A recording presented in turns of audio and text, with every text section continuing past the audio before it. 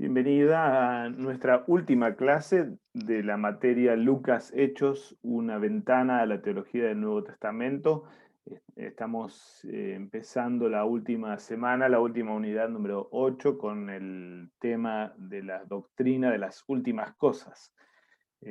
Ha sido un largo camino, mucho esfuerzo y mucho trabajo, no solo preparar la materia con tantos detalles tecnológicos y vericuetos distintos para cada lugar, y la coordinación también de Daniel detrás de todo esto, sino también especialmente de ustedes alumnas y de los mentores y de las diaconisas que han ayudado como mentoras también, para poder hacer que esta materia sea posible o funcione realmente.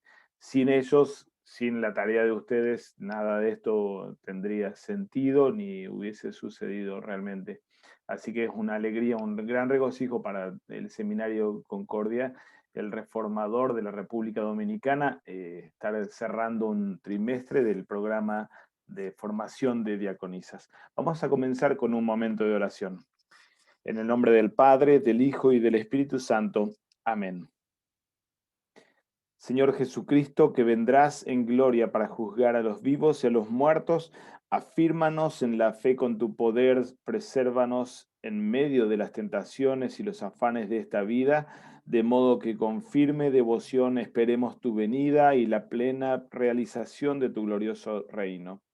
Tú que vives y reinas con el Padre y con el Espíritu Santo, siempre un solo Dios, por los siglos de los siglos. Amén.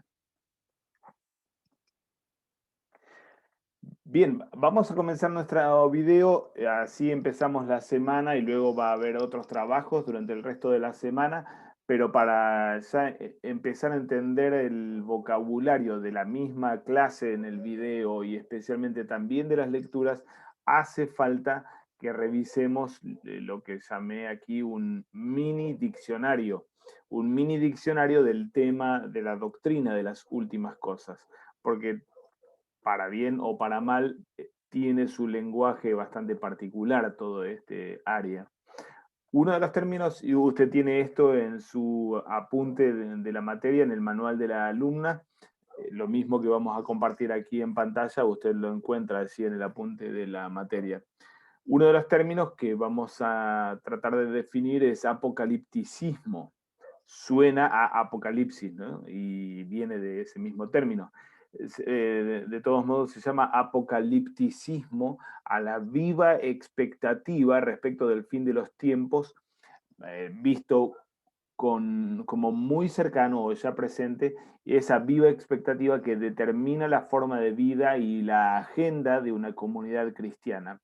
En el Israel del Antiguo Testamento y especialmente del tiempo de Jesús, el Israel que recibió al Señor al encarnarse, esta comunidad de Israel, la iglesia del Antiguo Testamento justito en la línea divisoria con el Nuevo, realmente estaba marcada por una gran expectativa apocalíptica, o lo que acá estamos llamando por el apocalipticismo.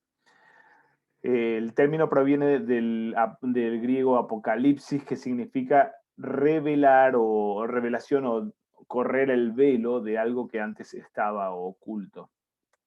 Otro término, dispensacionalismo.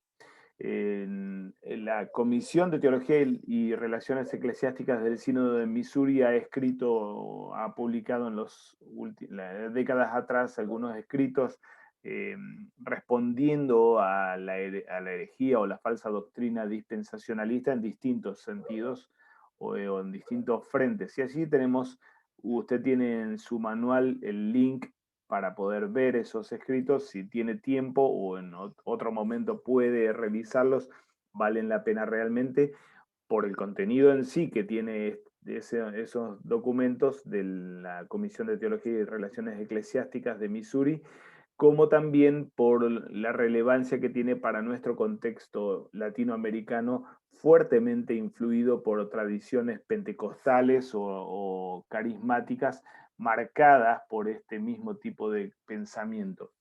Se llama dispensacionalismo el sistema de teología que divide la historia en distintas dispensaciones o periodos de tiempos, tiempo en los que Dios dio revelaciones específicas y en las que el hombre es puesto a prueba con respecto a su obediencia. De acuerdo a este sistema de pensamiento, en cada periodo o dispensación, Dios establece una regla de juego o un pacto diferente en su trato con el humano.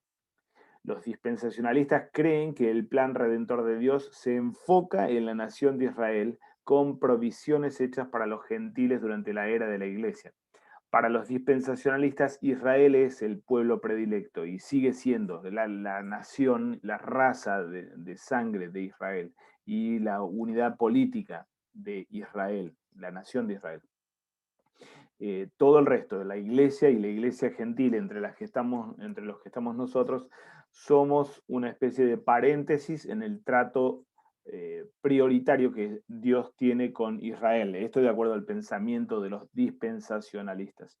Se llama dispensación entonces a cada periodo en el que ellos dividen 7 en total a la historia entera, y en cada etapa Dios tiene sus propias reglas de juego, ¿no? No es que toda la historia de la salvación forma una unidad, sino que cada tiempo es uno totalmente distinto y distinguible, independiente del resto, para este tipo de pensamiento. Eón, el término eón significa era, como una gran extensión de tiempo que forma una unidad, o mundo también. Es un término griego que puede traducirse de las dos formas, pero mundo no tanto pensado en términos espaciales, como si fuera el mundo, la Tierra y la Luna o Marte, sino en términos temporales. Es decir, este mundo presente que va a pasar, que va a tener su fin.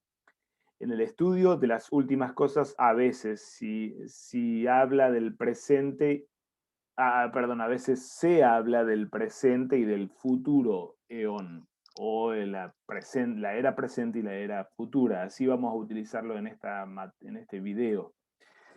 Epifanía, un término conocido por nosotros en la iglesia, porque es un periodo de la iglesia, así lo llamamos con este término griego. Es un término griego que significa aparición o manifestación. Vamos a concentrarnos y mucho de nuestra clase va a estar ligado en torno al término epifanía. Escatología, quizá lo ha escuchado alguna vez al término. Escatología es la expresión referente al fin de los tiempos que deriva del término griego eschaton. Eschaton en griego significa fin.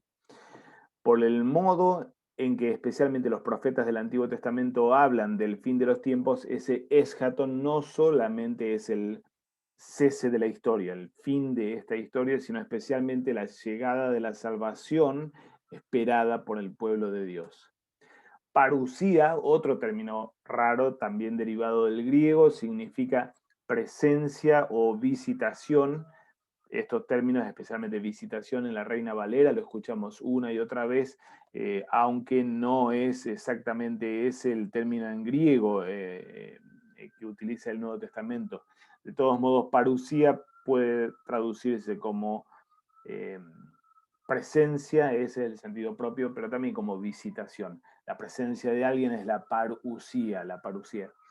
En la dogmática se aplica este término a la segunda venida de Cristo en gloria. Entonces, cuando hablemos de la parusía, aquí en esta clase no lo vamos a utilizar, pero sí en las lecturas, cuando usted encuentre el término parusía, a veces lo escriben como transliterado más estrictamente del griego, parousia, con una O después de la R.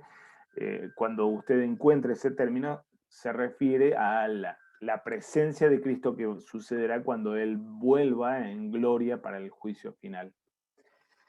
Milenialismo, expectativa de que hacia el fin de los tiempos habrá un periodo de 1000 años de duración, de así el nombre milenio o milenialismo, en el que la Iglesia gozará de dominio sobre este mundo y un dominio político, físico, económico. Esta expectativa, sostenida por algunos grupos dispensacionalistas de los que hemos hablado recién, toman la visión de Apocalipsis 20, que habla de un tiempo de 1000 años, toman esa visión en forma literal, cuando en realidad Apocalipsis allí, como en gran parte de sus visiones, se trata justamente de un tipo de lenguaje profético que ha de ser entendido no en forma literal, sino figurada. Los 1000 años es el tiempo perfecto en Apocalipsis 20 que media entre la obra de Cristo en la cruz y resurrección y su segunda venida.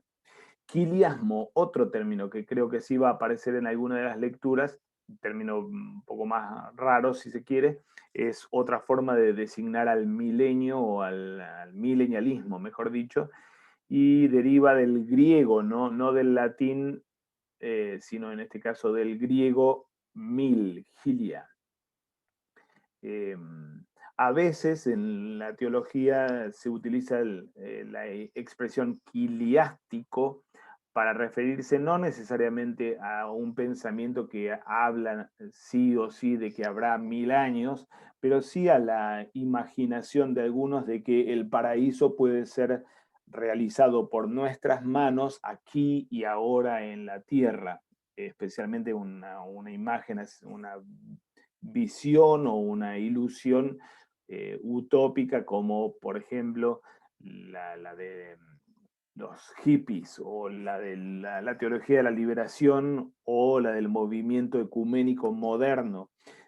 Tiene una inclinación quiliástica, no porque hablen de 1000 años, de un periodo de 1000 años, pero sí porque creen en la idea y en la posibilidad de que nosotros, los humanos, los cristianos, tenemos la capacidad de establecer el reino de Dios por medio de nuestros propios logros morales o éticos. Entonces, por ejemplo, la teología de la liberación, una herejía latinoamericana de origen, la teología de la liberación habla de la responsabilidad que la Iglesia tiene por producir la igualdad social entre pobres y ricos.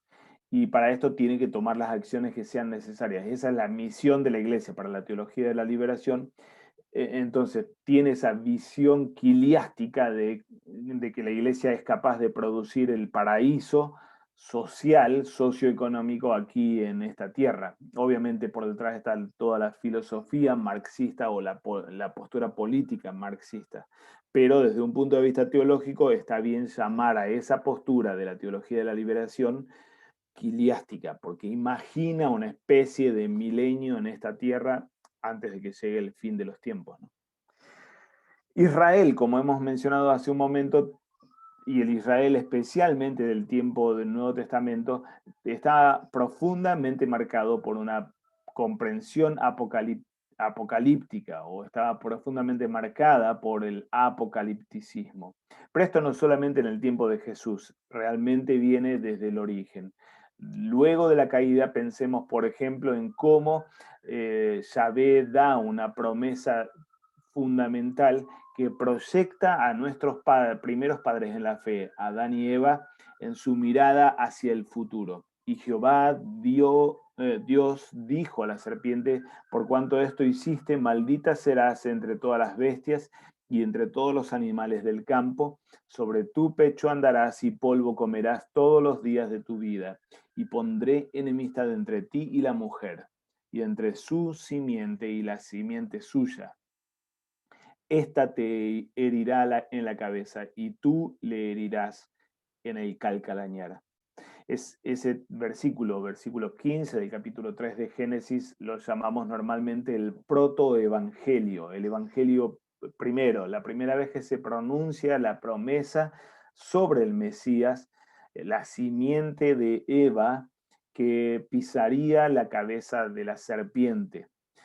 Esta promesa tan preciosa en medio del gran conflicto de la caída sucedida en Génesis 3, proyectó, como decíamos recién, ya a nuestros primerísimos padres en su mirada hacia el futuro, en la espera del cumplimiento de ese día en el que un hijo de Eva aplastaría a Satanás, aplastaría a este que había salido con la suya.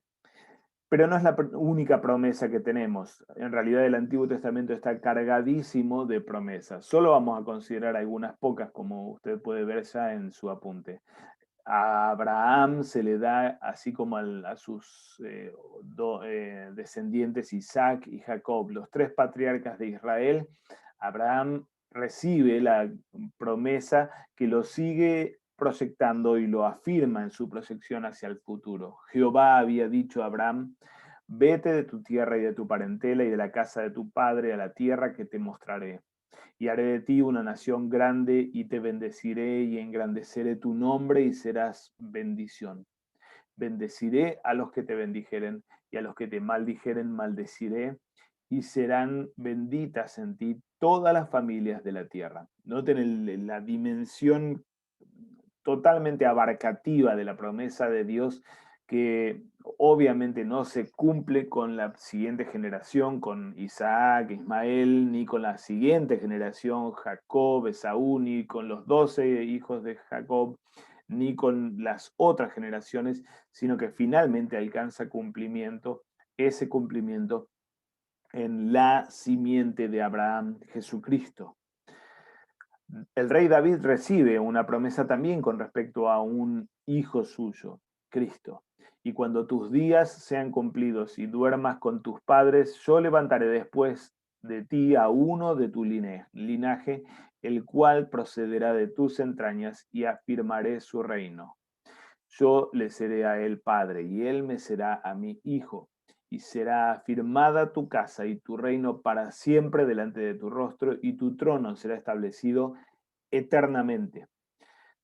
Por supuesto que en parte las promesas que Natán, el profeta, pronuncia a David aquí en 2 Samuel, ya alcanzan cumplimiento con Salomón, el hijo de David que construyó el templo, la casa para Jehová, pero de todos modos por lejos no alcanzó Salomón para cumplir o satisfacer esta promesa.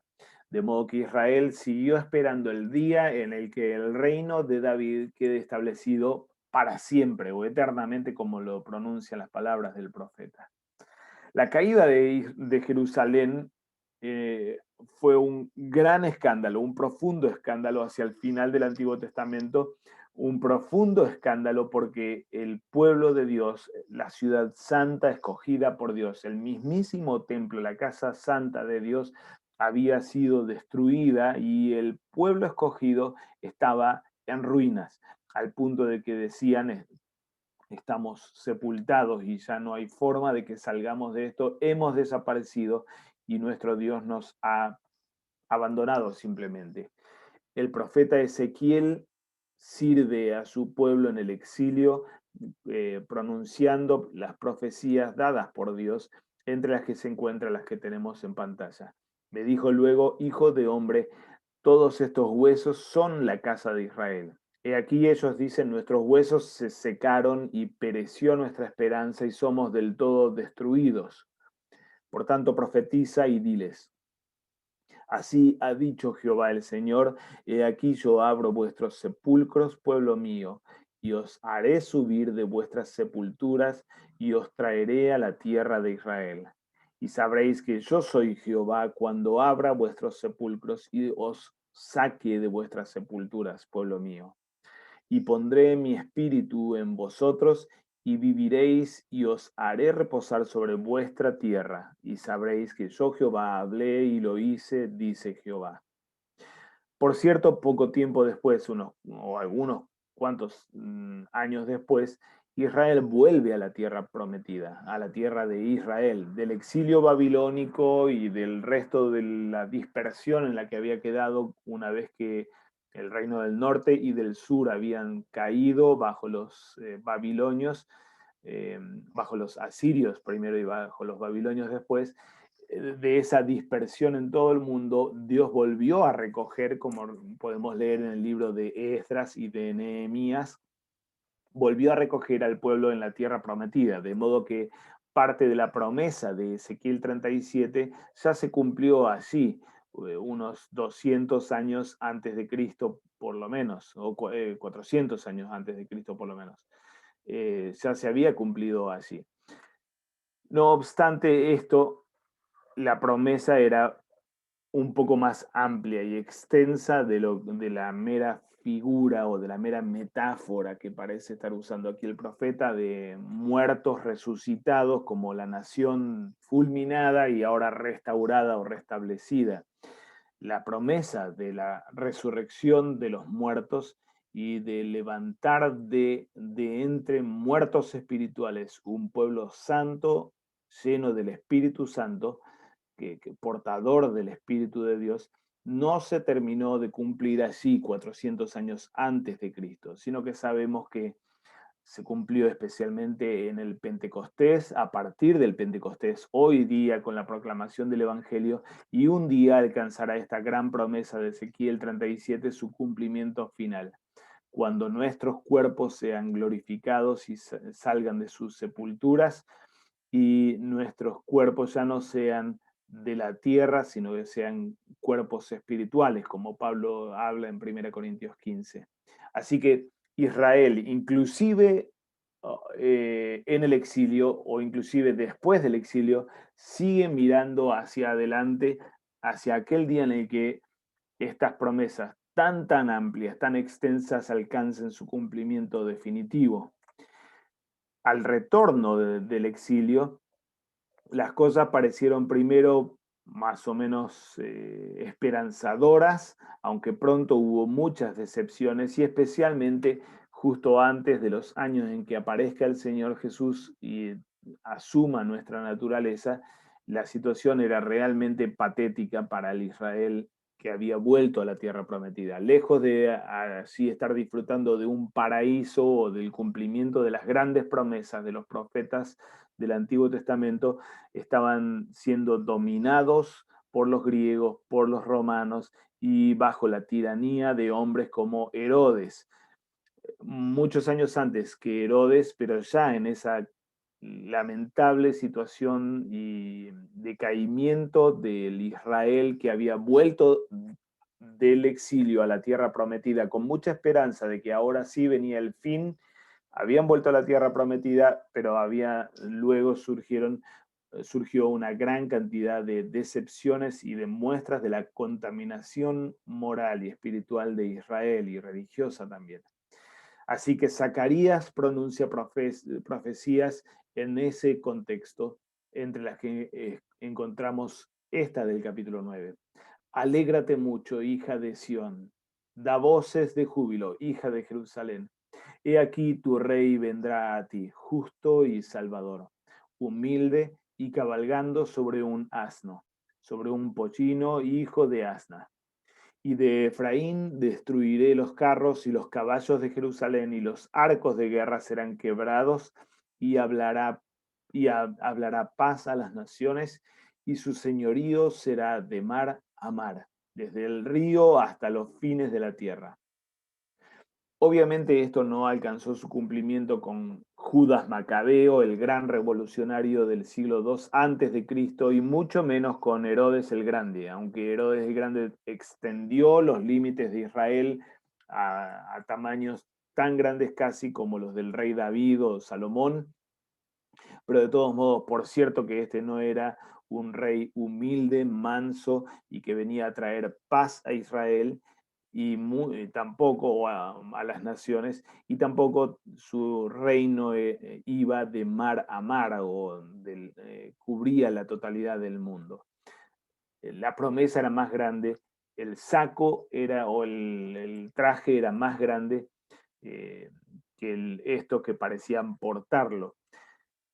Así que Israel, especialmente en los tiempos de la llegada del Mesías, de Jesucristo, tenía toda esta carga que eh, se había acumulado a lo largo de su historia, con gran expectativa sobre lo que vendría hacia el fin, y al mismo tiempo con una gran decepción sobre su tiempo presente.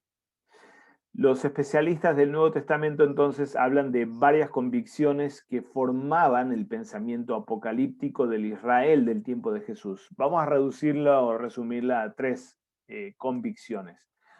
Una de ellas es la doctrina de las dos eras.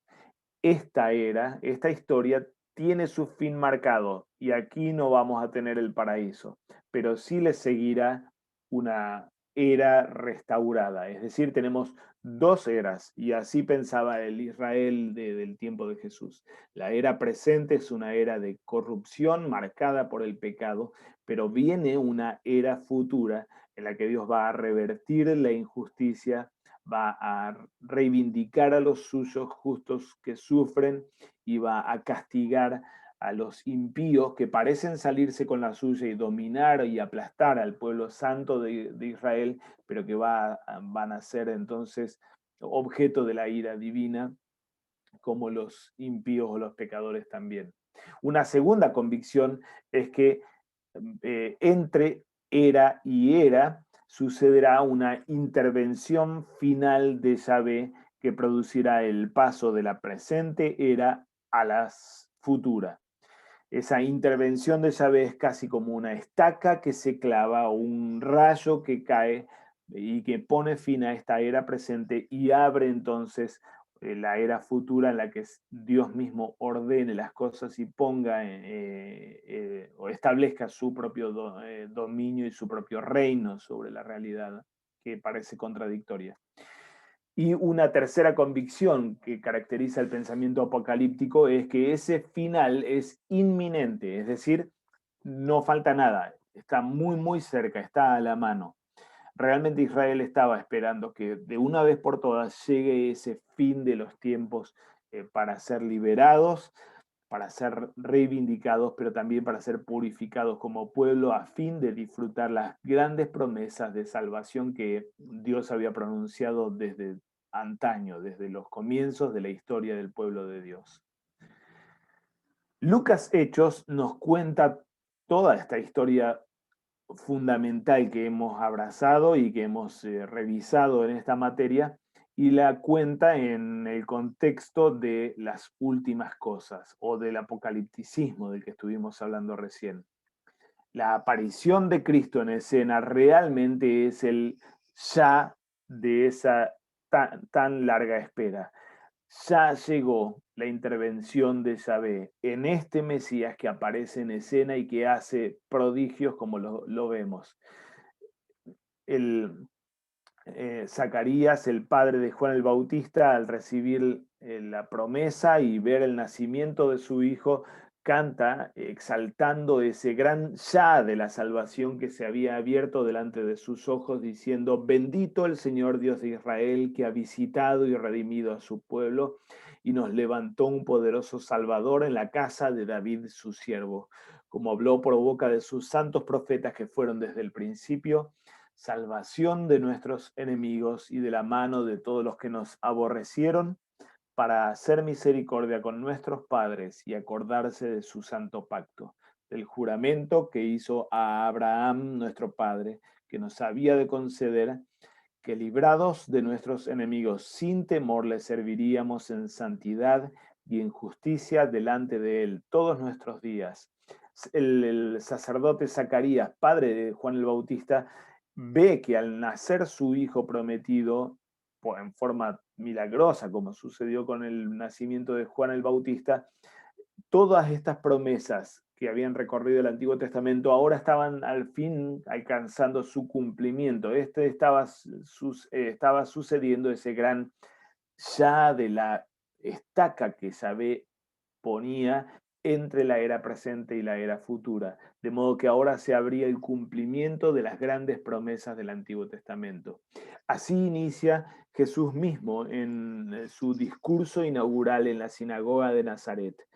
Vino a Nazaret, donde se había criado, y en el día de reposo entró en la sinagoga conforme a su costumbre y se levantó a leer.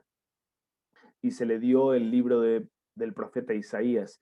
Y habiendo abierto el libro, halló el lugar donde estaba escrito: el Espíritu del Señor está sobre mí, por cuanto me ha ungido para dar buenas nuevas a los pobres.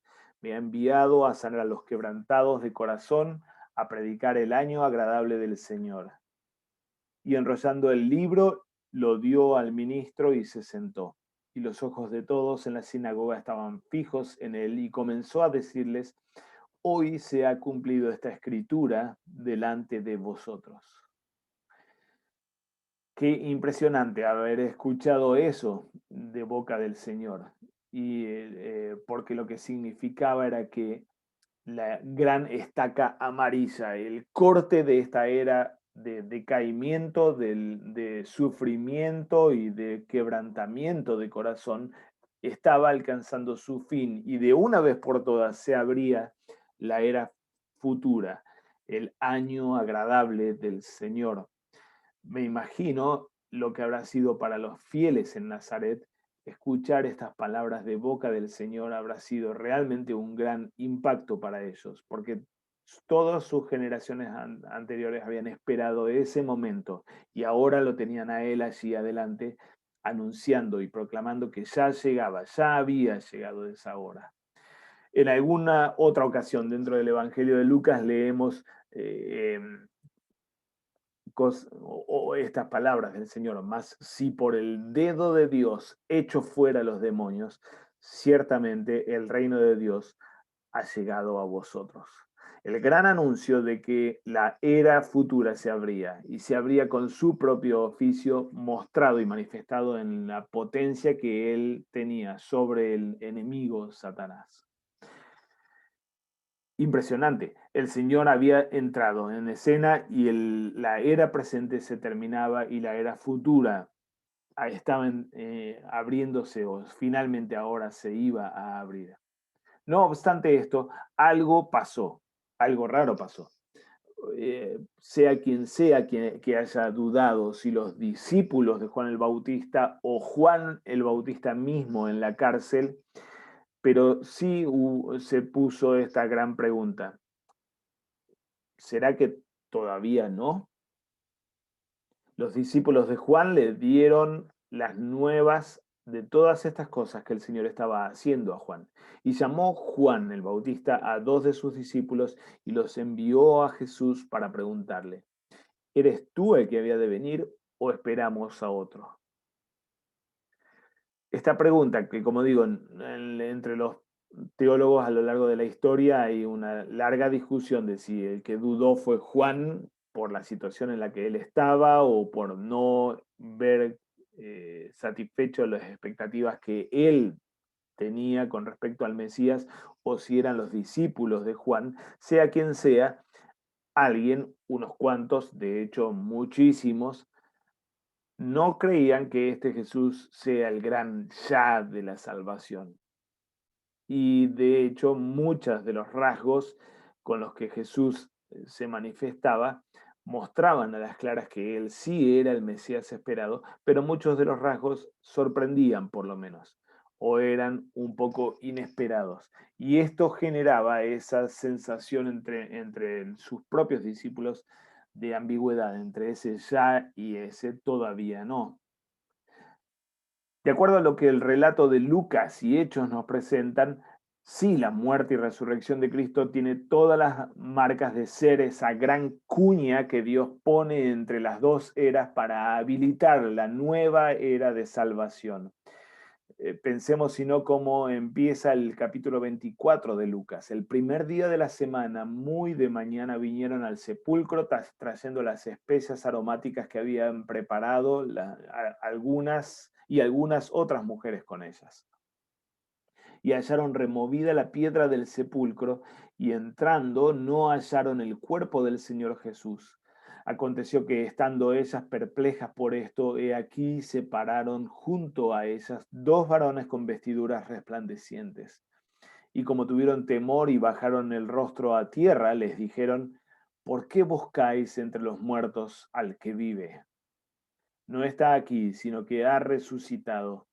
Acordaos de lo que os habló cuando aún estaba en Galilea, diciendo, es necesario que el Hijo del Hombre sea entregado en manos de los hombres pecadores y que sea crucificado y resucite al tercer día.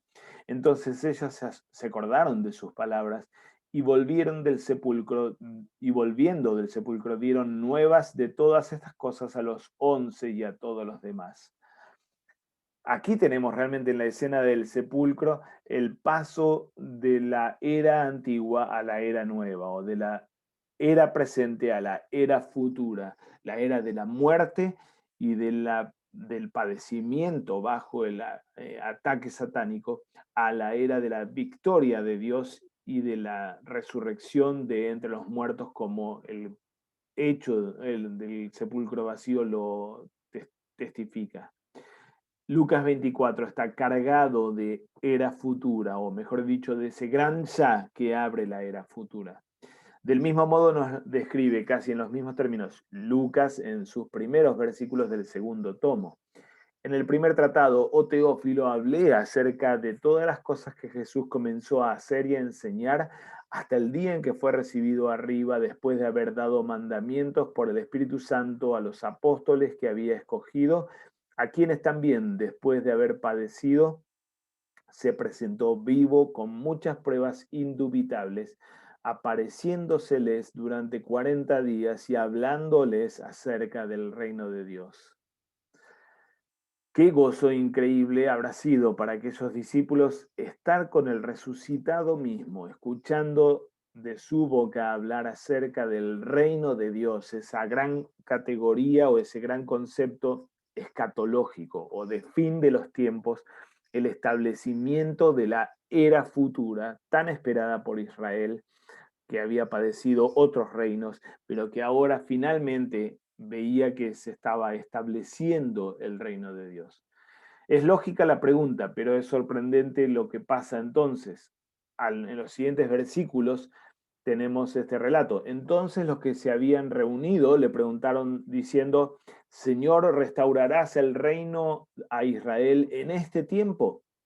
Y les dijo, no os toca a vosotros saber los tiempos o las sazones que el Padre puso en su sola potestad.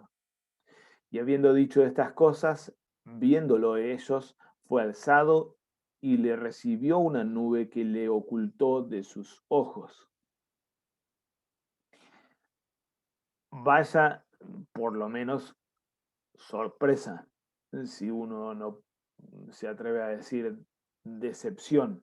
En la pregunta del versículo 6 tenemos realmente el desborde de la expectativa y de las ansias de sus discípulos de que ahora sí, finalmente, está bien, no fue en el comienzo del ministerio, está bien, no fue en el día de la resurrección, pero ahora sí, 40 días de espera, el tiempo simbólico del peregrinar de Israel para tomar la tierra prometida en el Antiguo Testamento, 40 días con el resucitado, hablando del reino de Dios, restaurarás ahora el reino de Israel. Y este señor parece decir, no muchachos, me voy. Y se va al cielo, es tomado por una nube. Todavía no. Pentecostés sí, Pentecostés tiene que ser el fin. Así lo descifra y decodifica Pedro cuando creen los judíos que están estos discípulos alcoholizados. Entonces Pedro, poniéndose en pie con los 11, alzó la voz y les habló diciendo, varones judíos y todos los que habitáis en Jerusalén, esto os sea notorio y oíd mis palabras, porque estos no están ebrios, como vosotros suponéis, puesto que es la hora tercera del día, las 9 de la mañana. Mas esto es lo dicho por el profeta Joel. Y en los postreros días, dice Dios, derramaré de mi espíritu sobre toda carne, y vuestros hijos y vuestras hijas profetizarán, vuestros jóvenes verán visiones, y vuestros ancianos soñarán sueños. De modo que el fenómeno de Pentecostés, la venida del Espíritu sobre los cristianos reunidos en la ciudad de Jerusalén, marcada por las lenguas de fuego y el poder profetizar en las lenguas de todos esos visitantes de la fiesta de Jerusalén, realmente ese fenómeno era la promesa de Joel para los días postreros, es decir, para la era futura o para los últimos días que abrieran la era futura. Ahora sí, esto era el ya. Y en estos términos lo sigue describiendo el apóstol Pedro al explicar a su auditorio qué es lo que está pasando con este derramamiento del Espíritu. A este Jesús, a quien vosotros prendisteis y matasteis, resucitó Dios, de lo cual todos nosotros somos testigos. Así que exaltado por la diestra de Dios y habiendo recibido del Padre la promesa del Espíritu Santo, ha derramado esto que vosotros veis y oís. Pentecostés era la marca del fin de los tiempos, porque era el retorno del Espíritu sobre toda la humanidad y era la marca de la exaltación de este Cristo a la diestra del Padre. Mejor hora para fin de los tiempos imposible, y realmente, de acuerdo a la expectativa del Antiguo Testamento, esto era ese gran ya al fin y al cabo, de una vez por todas. Pero no, todavía no. Recordemos el texto entero del capítulo 1, que empezamos a leer hace un momento. Entonces los que se habían reunido le preguntaron diciendo: Señor, ¿restaurarás el reino de Israel en este tiempo? Y les dijo: no os toca a vosotros saber los tiempos, las sazones que el Padre puso en su sola potestad, pero recibiréis poder cuando haya venido sobre vosotros el Espíritu Santo, y me seréis testigos en Jerusalén, en toda Judea, en Samaria y hasta lo último de la tierra. Y habiendo dicho estas cosas, viéndolo ellos, fue alzado y le recibió una nube que le ocultó de sus ojos. Y estando ellos con los ojos puestos en el cielo, entre tanto que él se iba, he aquí se pusieron junto a ellos dos varones con vestiduras blancas, los cuales también les dijeron: varones Galileos, ¿por qué estáis mirando al cielo? Este mismo Jesús que ha sido tomado de vosotros al cielo, así vendrá como le habéis visto ir al cielo. Qué idas y vueltas que vemos en Lucas entre ese ya y ese todavía no. Una y otra vez Lucas en el relato de los dos tomos parece como movernos para un lado y para el otro. Y ese ministerio de Cristo, la obra de Cristo, que parecía ser la gran estaca que daría fin a la era presente, al fin y al cabo parece no darle ningún fin a la era presente. Después de su aparición, Juan el Bautista o sus discípulos siguen viendo cosas un poco contradictorias y no satisfactorias para las expectativas. Después de la muerte y resurrección, ya resuelto el problema con Dios, este Cristo se va. Después del derramamiento escatológico o de fin de los tiempos del Espíritu, la historia viene para largo, porque ahora había que empezar a predicar no solamente en la ciudad santa de Jerusalén, sino en toda la región de Judea, en toda Palestina y hasta el fin de la tierra, hasta el fin de la tierra. Esta historia parece nunca llegar a su fin realmente, o de la era presente parece no terminar nunca, ¿no? Esto hizo que para muchos teólogos modernos especialmente, como también lo vemos en la antigüedad, en la mismísima segunda carta de Pedro, eh, todo esto genere la pregunta de si esto de que Jesús es ese ya, esa estaca con la que Dios corta la era presente, ¿acaso no fue un fraude o una equivocación? Teólogos vergonzosa y lamentablemente llamados luteranos en el último siglo o los últimos siglos han sido los espadachines de esta teoría perversa, de que en realidad no era tan así. Este Cristo parece que no era, no la tenía muy en claro en realidad. Eh, Uno de ellos, Albert Schweitzer, ha escrito un libro clásico y renombrado La búsqueda del Jesús histórico. Schweitzer en ese libro plantea esta idea. Jesús esperaba que llegue el final cuando él entrara a Jerusalén para que se establezca el reino de Israel, pero ese final no llegó. Contra la expectativa y contra el control de este pobre Jesús. Todavía más, a Jesús le terminó saliendo la cosa muy cara, muy mal. Lo mataron. Eso dice Schweitzer, teólogo luterano, pero sin dudas no de los nuestros, liberal y corrompido en su teología, en su doctrina. Otro teólogo luterano también, Hans Conzelmann, también liberal y no querido realmente o no válido en su pensamiento, pensó o planteó algo diferente y culpa un poco a Lucas de todas estas manipulaciones con respecto al ya y el todavía no. Conselman tiene un libro también muy importante en la discusión moderna sobre Lucas, en la que él plantea esta idea, básicamente. El fin no llega. Para los primeros discípulos ellos creían que iba a llegar porque así había hablado Jesús. Esperaban que llegara el fin de una vez por todas, pero ese fin no llega. Entonces, evidentemente Jesús no era el final, sino el centro de la historia.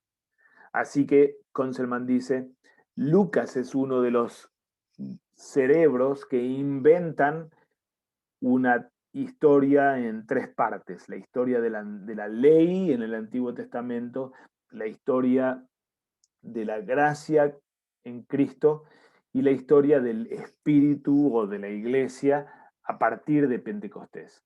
De ahí que Lucas escribe entonces estos dos tomos, Lucas Hechos, para abrir nuestra mirada a una nueva era y tratar de explicarle a la Iglesia cómo empezar a entender ahora la realidad. El final no llegó y el final del primer tomo, Lucas 24, no fue suficiente. Hay que pensar otra cosa y bueno, Lucas dice, bueno, vamos a escribir esto y tratar de darle una explicación de esta forma. Como digo, obviamente las dos teorías son perversiones teológicas y muestran un abandono del, de la confesión de la sola escritura y de la divinidad de las escrituras. Toman a las escrituras como simplemente pensamientos humanos y al mismo Jesús como un humano y pobrecito, un humano realmente equivocado, como Schweitzer lo plantea. Por supuesto que estas teorías están erradas, aunque es cierto que la era presente sigue después de la venida de Cristo. Y seguimos en un todavía no. No obstante esto, esa primera venida realmente marcó el ya de la era futura. La obra de Cristo, la muerte y resurrección de Cristo, la entrega del Espíritu Santo que nos narra Lucas en los primeros capítulos de Hechos, todo eso fue el nudo de la historia que realmente habilitó la apertura de la era final, de la era futura tan esperada por Israel. Así lo expresa Pablo, por ejemplo, en varias ocasiones, pero en el texto que tenemos en pantalla, en 1 Corintios 10. A nosotros nos han alcanzado los fines de los siglos. Pablo celebra y se goza en el hecho que, aunque seguimos en el mundo y la era presente sigue estando aquí, la era futura ya está aquí. Y ya está aquí desde la obra de Cristo, desde la primera venida de Cristo. Pero esta primera venida no es la única, sino que como vimos anteriormente en las palabras de los ángeles a los apóstoles que se quedaron mirando al cielo, viene una segunda venida. Este Cristo que sí pondrá fin a la era presente. De modo que más que fraude o más que una equivocación, lo que la palabra de Dios está abriendo es nuestra mirada para entender la amplitud de ese fin que empieza definitivamente con la obra de Cristo, pero que se extiende hasta aquel día en que la era presente ya no exista más. Esa segunda venida sí pondrá el fin a la era presente. No inaugurará una era futura diferente o mejor dicho, una tercera era o algo por el estilo. La era futura ya empezó con la primera venida de Cristo, pero viene todavía este retorno del Señor en el que ya no habrá un todavía no. ¿Y para qué extiende ese tiempo? Pedro nos responde diciendo, el Señor no retarda su promesa, sino que es paciente para que todos procedan al arrepentimiento. Viene ese fin, y ese fin viene en gloria, en juicio, de modo que entre la primera y la segunda venida, el tiempo del fin en el que estamos parados ahora los cristianos, ya en la era futura, pero todavía en la era presente, es el tiempo de arrepentimiento y fe en la promesa del Evangelio, a fin de prepararnos para esa segunda venida. Pero, ¿qué pasa? Este señor, bueno, vino allí, va a venir allá, pero mientras tanto nos deja un poco solitos, o cómo es la cuestión. Pues no, Él está presente en medio de los suyos, particularmente en la palabra del Evangelio y en la administración de los sacramentos. Ellos son su voz, es su carne, es su bautismo, el que Él mismo ejecuta y por medio del cual Él nos llama al arrepentimiento y nos otorga, nos entrega el perdón de los pecados abierto en el sacrificio de Cristo y que nos deja o nos prepara para ya no pasar por el juicio de ira, sino ser restaurados y ser redimidos finalmente con su segunda venida. Yo estoy con vosotros todos los días hasta el fin del mundo. Y esa presencia hasta el fin del mundo sucede precisamente allí donde Cristo está, en la voz del Evangelio, que es su propia voz, en la carne de Cristo y la sangre dada con y bajo las especies del sacramento del altar y en el bautismo por el que Él nos une a su cuerpo místico, a su cuerpo santo, para ser suyos eternamente.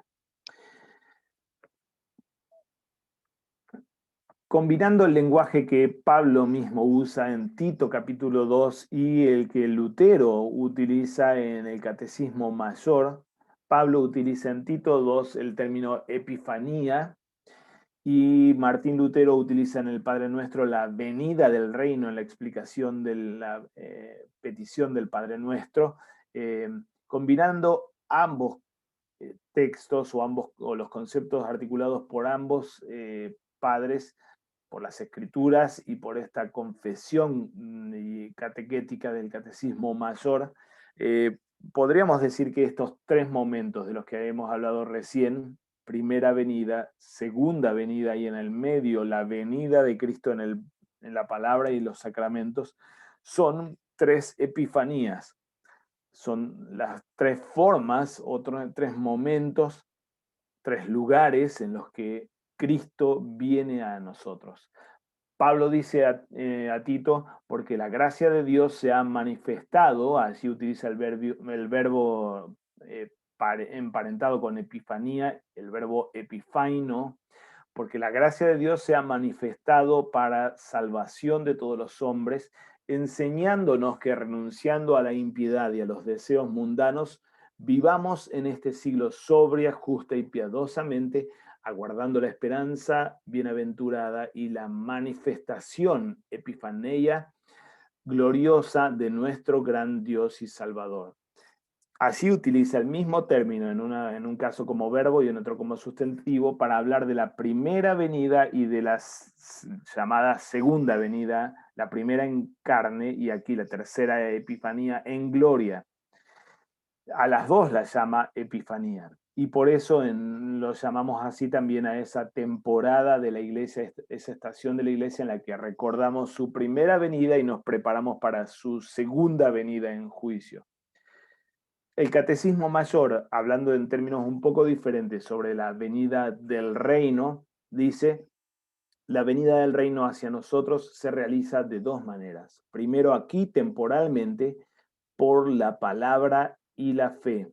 Segundo, eternamente, por la revelación de la segunda venida de Cristo en juicio. Así que aquí Lutero ahora no está hablando de las dos puntas de aquello que sucedió hace 2000 años y aquello que va a suceder algún día cuando el Señor regrese, sino que está hablando o conectando las venidas de este Cristo ahora en el tiempo, en la administración de los sacramentos y de la palabra, y aquel día cuando Él ya se manifieste en forma abierta, revelada en el en el juicio final o en su segunda venida. Esto hace que estos tres momentos, la primera epifanía en la carne, la segunda epifanía por los medios de gracia que se extiende desde su resurrección y ascensión y Pentecostés hasta el día último, cuando siga la iglesia proclamando a Cristo por el Evangelio, y la tercera epifanía en gloria, tengan una unidad realmente y sean las tres manifestaciones que envuelven y encierran las últimas cosas y delimitan o marcan esas últimas cosas que hacen a nuestra doctrina de la escatología. Quisiera invitarlas a hacer una lectura en extenso de varios textos lucanos sobre el fin de los tiempos. Si quieren tomarse una pausa, tal vez esto es un buen momento, pero si no, seguimos adelante con la lectura de estos textos lucanos, especialmente tres porciones un poco extensas en las que el mismísimo Señor nos enseña sobre las últimas cosas, sobre el fin de los tiempos. Una cosa que las invito a considerar es cómo el Señor, si bien tiene una proyección primordial hacia la tercera epifanía o segunda venida en juicio, de todos modos combina casi en su visión una venida con la otra o una epifanía con la otra. A esto se lo llama, en términos técnicos, una especie de visión telescópica que caracteriza a las profecías. Algo de eso vimos justo en las primeras profecías del Antiguo Testamento, cuando parecían como fundirse las figuras de, por ejemplo, Salomón y Cristo en 2 Samuel 7, ¿se acuerdan? Y algún especialista en interpretación de profecías ha dicho, bueno, realmente así funcionan las profecías. El profeta ve unificados cosas que en realidad no están en el mismo plano, sino en distantes, realmente distantes en tiempo. Es casi el mismo fenómeno que tenemos cuando vemos desde la distancia varias cadenas montañosas. Nos parecen una única silueta, pero en realidad tenemos como un montón de siluetas o un montón de cordones montañosos. Lo mismo pasa ahora en las profecías, va a estar pasando en varias de estas profecías que el Señor hace y pronuncia sobre el fin de los tiempos, describiendo su propio tiempo y en su propia primera epifanía en carne, la segunda epifanía en los medios de gracia que la iglesia administra, y la tercera epifanía o segunda venida de Cristo en gloria, cuando Él vuelva para poner fin a la era presente. Todas esas referencias a veces van a aparecer como que se funden en una única visión de la cadena montañosa allá en el fondo. Vamos sí ahora con la lectura de tres porciones extendidas. Lucas 12 es una de ellas.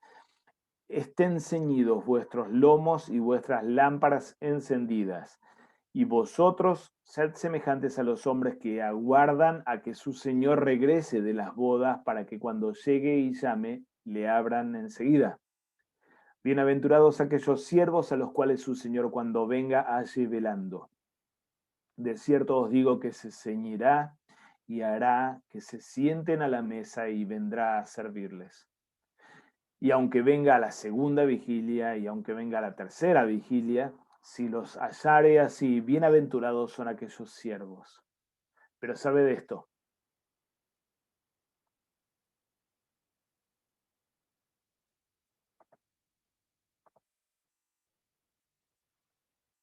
Perdón.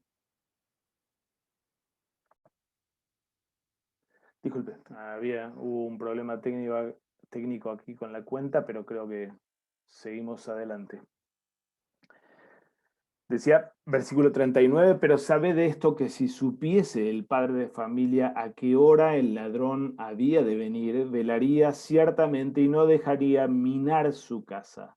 Vosotros pues también estad preparados, porque a la hora que no penséis, el Hijo del Hombre vendrá. Y dijo el Señor, ¿quién es el mayordomo fiel y prudente al cual su señor pondrá sobre su casa para que a tiempo les dé su ración. Bienaventurado aquel siervo al cual, cuando su señor venga, le halle haciendo así. En verdad os digo que le pondrá sobre todos sus bienes. Mas si aquel siervo dijere en su corazón, mi señor tarda en venir y comenzaré a golpear a los criados y a las criadas y a comer y beber y embriagarse, vendrá el señor de aquel siervo en día que éste no espera y a la hora que no sabe, y le castigará duramente y le pondrá con los infieles. Aquel siervo que, conociendo la voluntad de su señor, no se preparó ni hizo conforme a su voluntad, recibirá muchos azotes. Mas el que sin conocerla hizo cosas dignas de azote será azotado poco. Porque a todo aquel a quien se haya dado mucho, mucho se le demandará, y al que mucho se le haya confiado, más se le pedirá. Gran advertencia del Señor Jesús a sus discípulos respecto del fin de los tiempos. Eh, un tiempo que no podemos precisar cuándo será, pero que sí es un tiempo que la iglesia ha de esperar vigilante, ansiosa para que la llegada de este Señor suceda pronto, a fin de reencontrarnos con Él. En tanto esto no sucede, la iglesia es sierva de su Señor y ha de ser fiel y no embriagarse ni beber ni comer en forma glotona ni abusar de la aparente ausencia de su Señor, como si Él no pudiera verlos. La iglesia ha de velar preparada para esa hora de la venida. Y este tiempo que media entre la primera y la segunda venida, entonces es tiempo de gran vigilia expectante en el anhelo porque el Señor vuelva de una vez por todas. Lucas 17 nos presenta otro discurso apocalíptico del Evangelio en el que los fariseos plantean una pregunta. Ellos preguntaron cuándo había de venir el reino de Dios, y les respondió y dijo el Señor: el reino de Dios no vendrá con advertencia, ni dirán helo aquí o helo allí, porque he aquí el reino de Dios está entre vosotros. Primera epifanía enfatizada así. El reino de Dios está entre nosotros, hablando de sí mismo este Señor y hablando de su palabra. Y dijo a sus discípulos: tiempo vendrá cuando desearéis ver uno de los días del Hijo del Hombre y no lo veréis. Y os dirán, helo aquí o helo allí. No vayáis ni los sigáis, porque como el relámpago que al fulgurar resplandece desde un extremo del cielo hasta el otro, así también será el Hijo del Hombre en su día. Tercera epifanía. Manifiesta a toda la humanidad y obvia delante de toda la humanidad. Pero primero es necesario que padezca el Hijo del Hombre mucho y sea desechado por esta generación. Noten aquí como en el versículo 25 salta otra vez a la primera epifanía el padecimiento de Cristo. Como fue en los días de Noé, así será el día en que el Hijo del Hombre se manifieste. Vuelve a la tercera epifanía. En aquel día, el que esté en la azotea y sus bienes en casa, no descienda a tomarlos, y el que en el campo, asimismo, no vuelva atrás. Acordaos de la mujer de Lot. Todo el que procure salvar su vida la perderá, y todo el que la pierda la salvará. Os digo que en aquella noche estarán dos en una cama, el uno será tomado y el otro será dejado. Dos mujeres estarán moliendo juntas, la una será tomada y la otra dejada. Dos estarán en el campo, el uno será tomado y el otro dejado. Y respondiendo le dijeron: ¿dónde, Señor? ¿Dónde sucederá esto? Él les dijo: donde estuviere el cuerpo, allí se juntarán también las águilas. Anuncio profético del fin de los tiempos, un poco intrigante, especialmente por la última frase, pero obviamente de lo que está hablando el Señor aquí es, otra vez, la necesidad de estar preparados para el fin de los tiempos, lo abrupto que va a hacer esto, estos versículos 33 hasta el 36 hablan de la separación de dos humanidades por el juicio, con el que unos serán llevados al encuentro con el Señor y otros serán puestos, sometidos a la ira divina. Lo abrupto de esta separación y de este juicio, pero al mismo tiempo lo público, lo abierto de este suceso. Versículo 31 y 32, con la advertencia contra repetir el error y el pecado de la mujer de Lot, al mismo tiempo nos levanta esta gran advertencia contra el aferrarnos a esta vida y a este mundo. La iglesia pertenece al cielo. La iglesia está como extranjera en esta tierra, en la espera de la llegada de su hogar celestial finalmente. Nuestra ciudadanía está en el cielo, dice el apóstol. De modo que la iglesia espera la llegada de ese día en el que podamos estar finalmente en casa. Capítulo 21 es un gran discurso del pequeño Apocalipsis, se lo llama así, como a los textos paralelos en Mateo y Marcos, en el que el Señor anuncia o enseña sobre cuáles son las señales que marcan la llegada del fin de los tiempos. Y a unos que hablaban de que el templo estaba adornado de hermosas piedras y ofrendas votivas, dijo: en cuanto a estas cosas que veis, días vendrán en que no quedará piedra sobre piedra que no sea destruida. Y le preguntaron diciendo: Maestro, ¿cuándo será esto? ¿Y qué señal habrá cuando estas cosas estén para suceder? La destrucción del templo, en la tradición apocalíptica del tiempo de Jesús, era una posibilidad especialmente referente al fin de los tiempos. De modo que en ese encantamiento que sus propios discípulos tuvieron en la visita final a Jerusalén, con el tamaño, el impacto y la belleza del templo de Jerusalén, el Señor advierte contra esto diciendo: ninguna piedra, no habrá piedra sobre piedra que quede en pie de este edificio. Y esto entonces, esta referencia a la destrucción fue entendida bien por los discípulos, así como lo preguntan en el versículo 7, como referencia al fin de los tiempos. Él entonces dijo, versículo 8, mirad que no seáis engañados, porque vendrán muchos en mi nombre diciendo: yo soy el Cristo, y el tiempo está cerca. Mas no vayáis en pos de ellos. Y cuando oigáis de guerras y de sediciones, no os alarméis, porque es necesario que estas cosas acontezcan primero, pero el fin no será inmediatamente.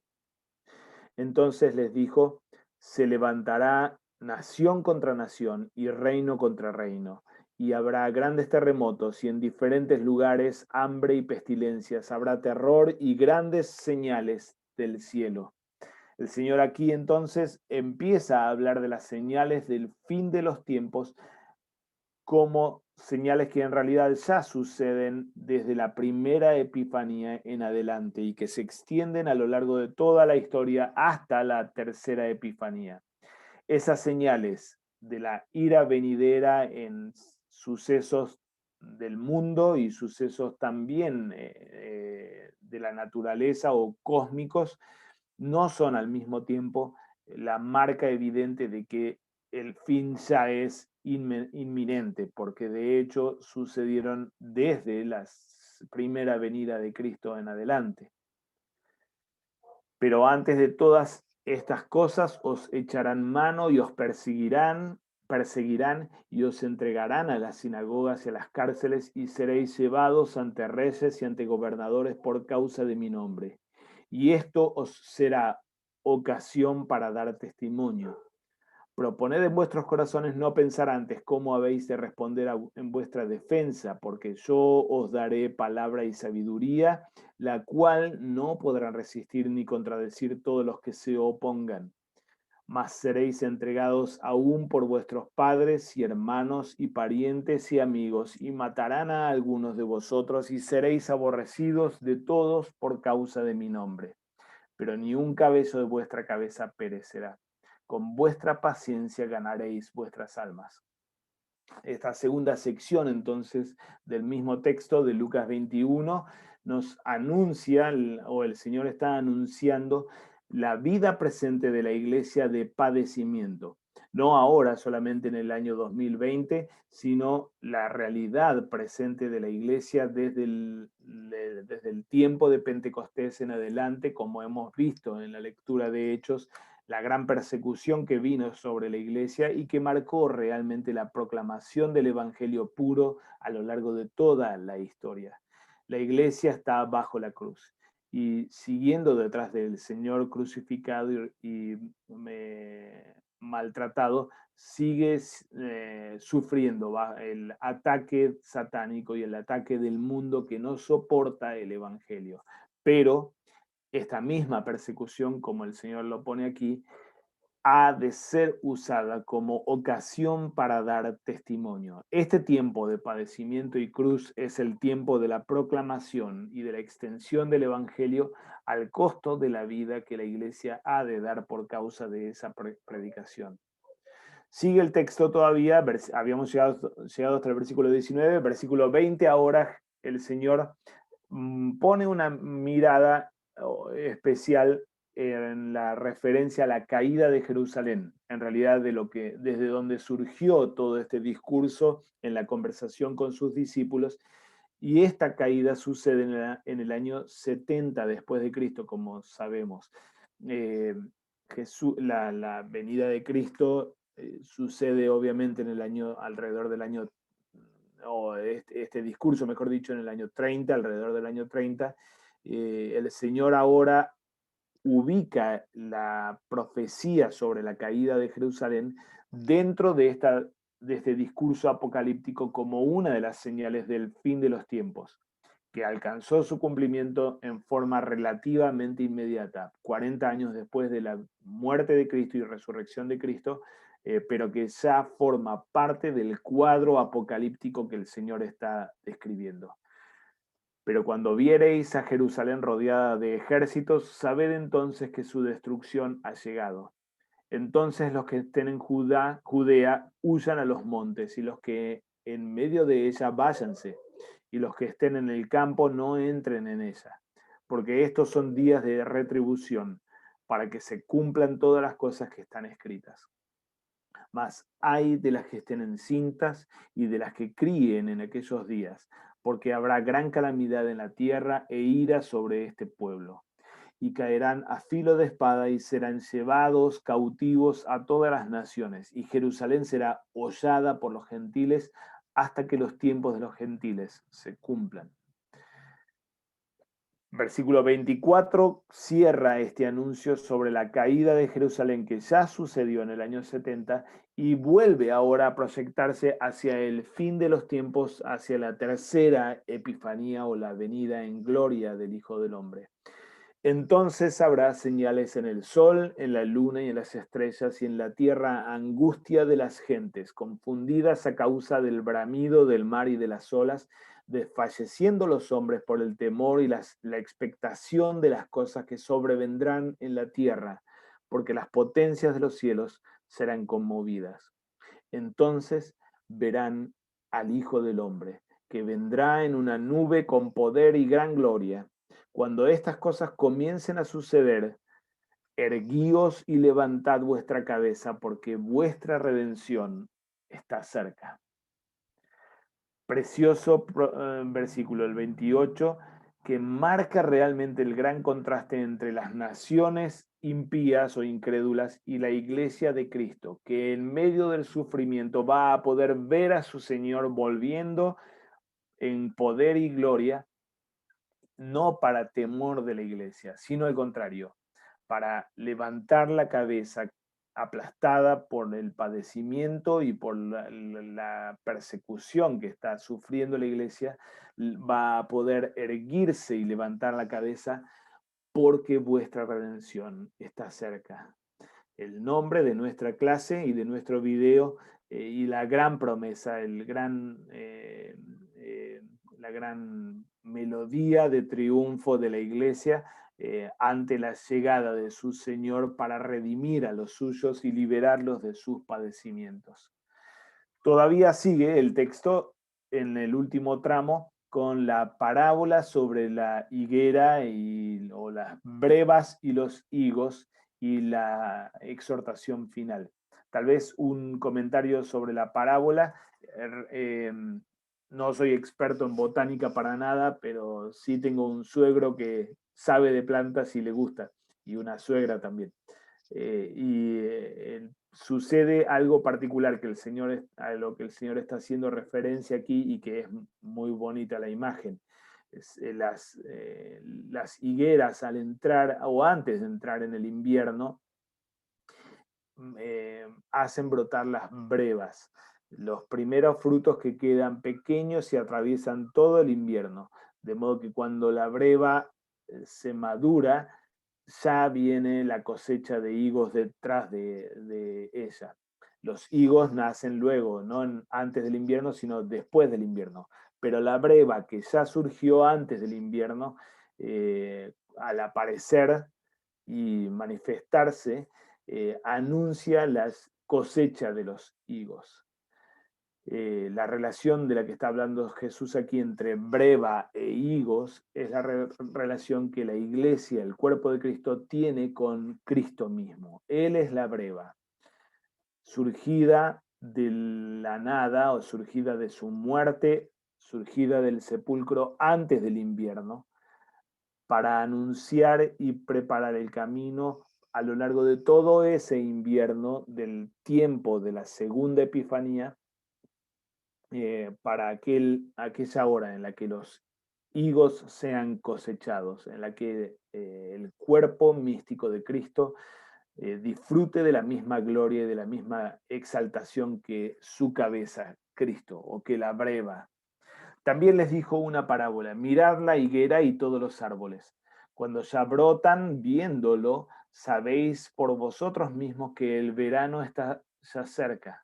Así también vosotros, cuando veáis que suceden estas cosas, sabed que está cerca el reino de Dios.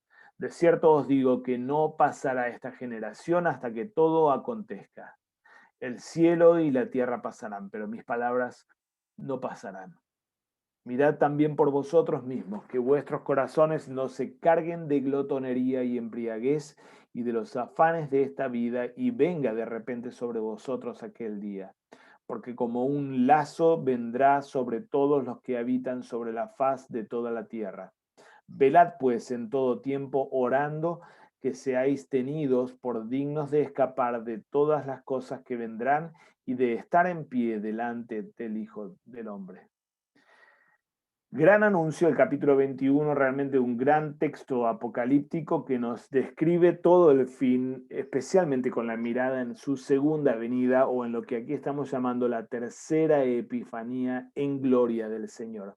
Este tiempo para la iglesia es tiempo para aceptar y asumir la cruz, proclamarlo y velar esperando la aparición de este Hijo de Hombre que vendrá en gloria para rescatarnos y para liberarnos.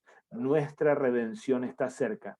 De modo que cuando veamos el avance de la historia, o así como vemos el progreso de la historia con las señales de ira sobre el mundo, de perversión y de persecución contra la iglesia, sepamos que el verano ya está cerca y el tiempo de la cosecha de los higos, en la que el cuerpo de Cristo sea recogido y exaltado junto con su Señor, ya está cerca realmente. Tenemos entonces estas tres epifanías, y para pasar el limpio y hacer un resumen, podemos describir entonces qué pasa en cada una de ellas o de qué se trata cada una de ellas. La primera epifanía es el fin por excelencia, resuelve el dilema inmenso entre Dios y el hombre, y es el fundamento que abre el resto del fin que se extiende hasta la segunda venida. Pero si hay una epifanía que tiene la gran prioridad como fin no es la segunda, no es la tercera, es la primera. Ese es el gran marco y así se resolvió la historia nuestra. Así la era final fue abierta para nosotros. La segunda epifanía, el tiempo en el que la iglesia disfruta de la presencia del Señor en palabra y sacramento, aplica el logro de la salvación final al mundo. Es el tiempo del llamamiento final, de arrepentimiento y fe, y prepara para enfrentar el juicio, así como también inaugura la realidad de cielo e infierno. La iglesia ya disfruta del cielo, el cielo en la tierra, especialmente allí donde el cuerpo y sangre de Cristo están absolutamente presentes para nosotros, en nosotros, al comerlo y beberlo y disfrutar de ese cielo entre nosotros. Pero al mismo tiempo, el juicio contra la humanidad que se endurece contra la predicación del Evangelio ya cae sobre ella como el Evangelio de Juan especialmente lo indica.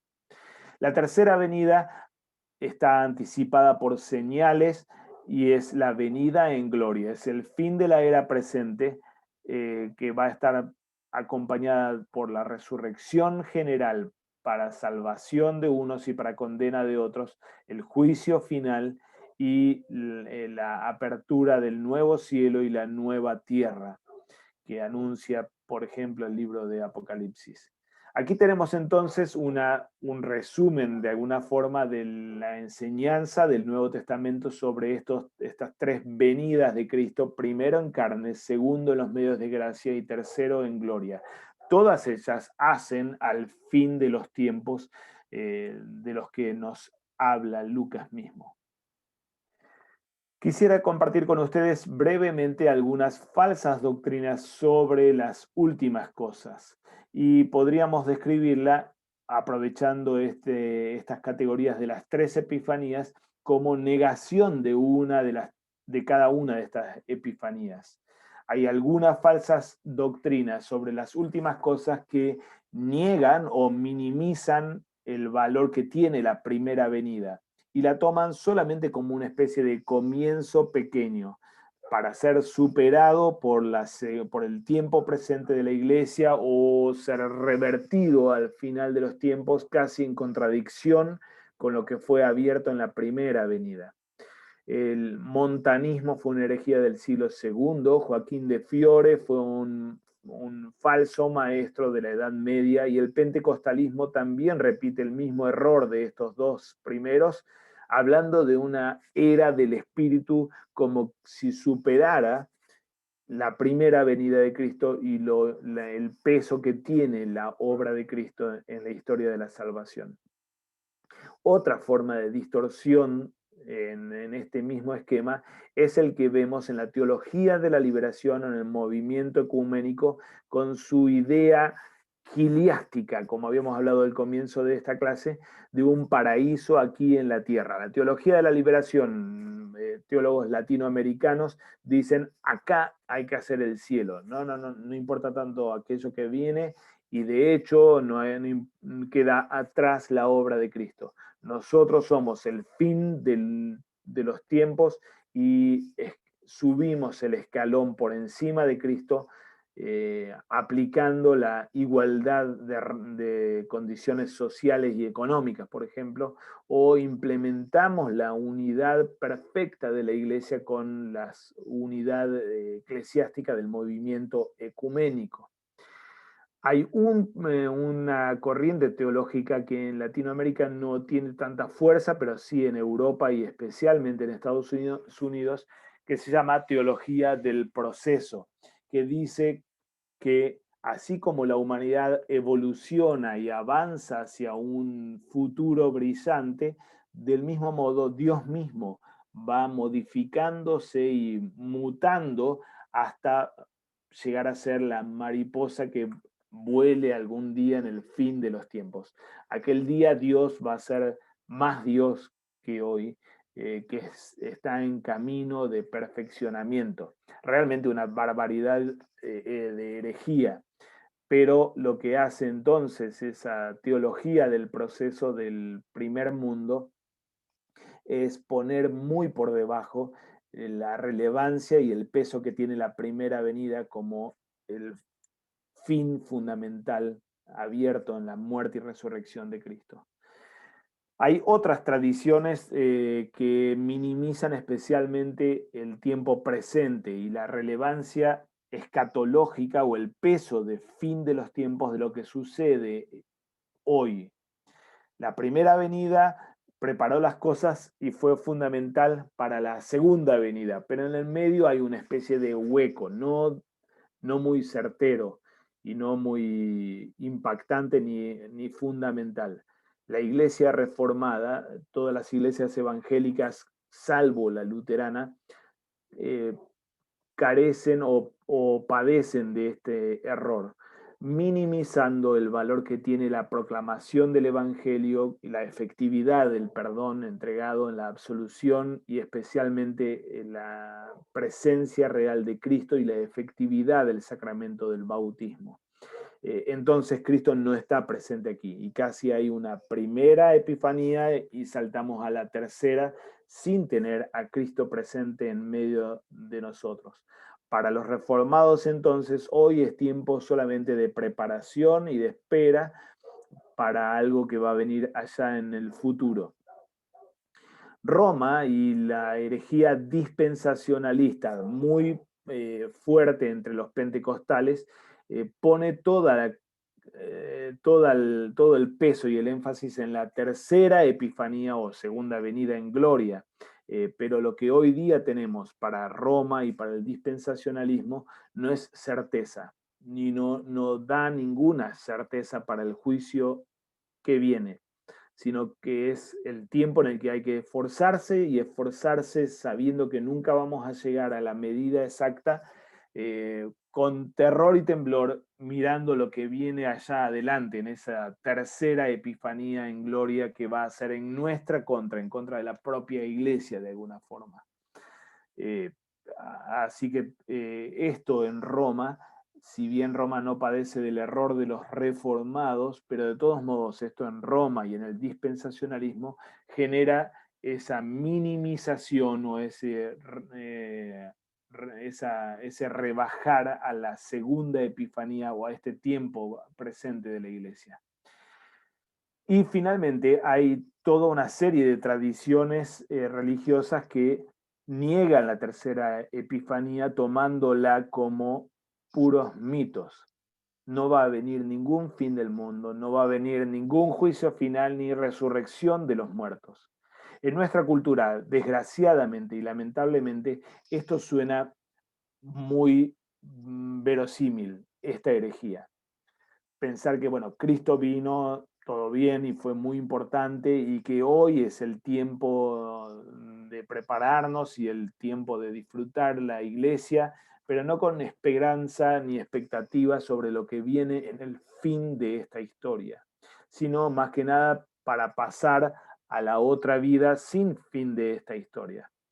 Cuando muera, me voy a transformar en un angelito, espero ser recordado por mis descendientes, pero no hay esperanza en el cumplimiento final de la resurrección y de la restauración o redención de la iglesia. Esta no es la doctrina del Nuevo Testamento, no es lo que el Señor acaba de enseñarnos en los anuncios sobre el fin. Como hemos visto, esos anuncios sobre el fin tienen un gran peso sobre la tercera epifanía como realidad que viene y para la cual la iglesia no puede dormirse, sino que tiene que estar atenta, vigilante, tanto por la seriedad que esa tercera epifanía tiene, como especialmente por el gran gozo que hace al contenido de la esperanza cristiana. El mismo Evangelio nos presenta dos casos de muertes desdichadas y que son desdichadas precisamente por no poner la mira en esa tercera venida y por no utilizar y aprovechar este tiempo de gracia para prepararnos hacia nuestra muerte de una forma bendita ni hacia el juicio que viene por delante. Jesús cuenta dos parábolas, Lucas 12 y Lucas 16, que nos hablan especialmente de muertes desdichadas. También les refirió una parábola diciendo, la heredad de un hombre rico había producido mucho. Y él pensaba dentro de sí diciendo, perdón, ¿qué haré? Porque no tengo dónde guardar mis frutos. Y dijo, esto haré. Derribaré mis graneros y los edificaré mayores, y allí guardaré todos mis frutos y mis bienes, y diré a mi alma, alma, muchos bienes tienes guardados para muchos años. Repósate, come, bebe y regocíjate. Pero Dios le dijo, necio, esta noche vienen a pedirte tu alma, y lo que has provisto, ¿de quién será? Así es el que hace para sí tesoros, y no es rico para con Dios. El paraíso no guardado allí en las promesas futuras de redención, sino construidos en forma quiliástica aquí, en paraísos falsos que desaparecen en un abrir y cerrar de ojos. Lucas 16, la parábola de Lázaro y el rico, es otra gran advertencia contra la falta de preparación y falta de aprovechamiento de este tiempo presente para lo que viene. Había un hombre rico que se vestía de púrpura y de lino fino y hacía cada día banquete con esplendidez. Había también un mendigo llamado Lázaro que estaba echado a la puerta de aquel lleno de llagas y ansiaba saciarse de las migajas que caían de la mesa del rico, y aún los perros venían y le lamían las llagas. Aconteció que murió el mendigo y fue llevado por los ángeles al seno de Abraham, y murió también el rico y fue sepultado. Y en el Hades alzó sus ojos, estando en tormentos, y vio de lejos a Abraham y a Lázaro en su seno. Entonces él, dando voces, dijo, Padre Abraham, ten misericordia de mí, y envía a Lázaro para que moje la punta de su dedo en agua y refresque mi lengua, porque estoy atormentado en esta llama. Pero Abraham le dijo, Hijo, acuérdate que recibiste tus bienes en tu vida y Lázaro también males, pero ahora éste es consolado aquí y tú atormentado. Además de todo esto, una gran cima está puesta entre nosotros y vosotros, de manera que los que quisieren pasar de aquí a vosotros no pueden, ni de allá pasar acá. Entonces le dijo, te ruego pues, padre, que le envíes a la casa de mi padre, porque tengo 5 hermanos, para que les testifique a fin de que no vengan ellos también a este lugar de tormento. Y Abraham le dijo, a Moisés y a los profetas tienen, óiganlos. Él entonces dijo, no, padre Abraham, pero si alguno fuere a ellos de entre los muertos, se arrepentirán. Mas Abraham le dijo, si no oyen a Moisés y a los profetas, tampoco se persuadirán, aunque alguno se levante de los muertos. Las palabras del Señor realmente tienen cumplimiento en el hecho que Él mismo se levantó de entre los muertos, y así y todo, su voz no sigue siendo oída por toda la humanidad. La parábola tiene múltiples facetas. Es testimonio de lo que llamamos en dogmática el estado intermedio del alma, es decir, el estado espiritual de subsistencia en la que los muertos esperan la resurrección. También da testimonio acerca de la distancia abismal entre cielo e infierno, sin habitaciones entre medio, pero especialmente da testimonio acerca de la realidad del cielo y del infierno, y por sobre todo del sentido propio del tiempo presente, que es tiempo de escucha penitente de la palabra de Moisés y los profetas, a fin de arrepentirnos de nuestra soberbia, de nuestros pecados y de nuestra idolatría, y poner nuestra esperanza en las promesas eh, que abrazó Abraham y por las que Abraham se vuelve padre de la fe de todos aquellos que vamos detrás de sus pisadas, esperando que aquel que nos dio las promesas las cumpla realmente. Lázaro representa aquel hombre de fe que espera en esas promesas y el rico, aquel hombre soberbio que se divinizó a sí mismo e hizo su paraíso aquí en la tierra, descuidando este tiempo presente y la palabra, la escucha de la palabra en impenitencia.